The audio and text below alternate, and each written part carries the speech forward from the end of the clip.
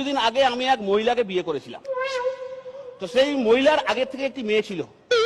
তো সেই সূত্রে সে আমার সৎ মেয়ে। তার কিছুদিন পরে আমার বাবা আমার সৎ মেয়েকে বিয়ে করে। তো সেই সূত্রে আমার সৎ মেয়ে হয়ে যায় আমার সৎ মা। আমি আমার বাবার শ্বশুর, আর আমার স্ত্রী নিজের শ্বশুরের শাশুড়ি। তার কিছুদিন পরে আমার সৎ মেয়ের একটা ছেলে হয়। তো সেই সূত্রে সেই ছেলেটি আমার ভাই, কারণ সে আমার বাবার ছেলে।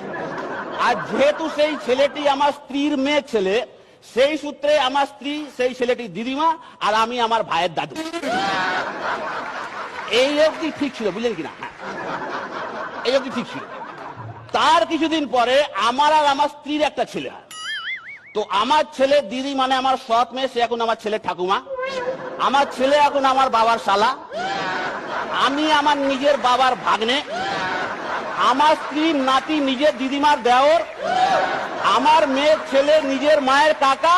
আর হতভাগা আমি হয়ে গেছি এখন আমার নিজের দাদু।